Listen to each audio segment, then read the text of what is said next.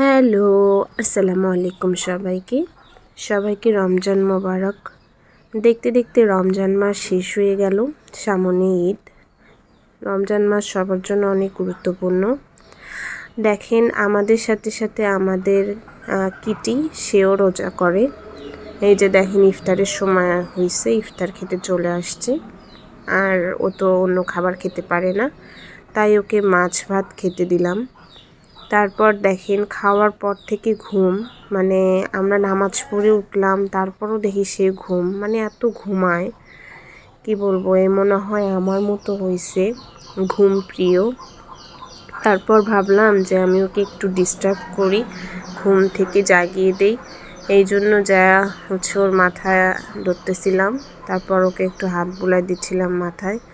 তারপর দেখেন ওই আরও মাথা আগায় দিচ্ছিল আদর যত্ন খাওয়ার জন্য, যে নাও আমাকে একটু আরও আদর যত্ন করো।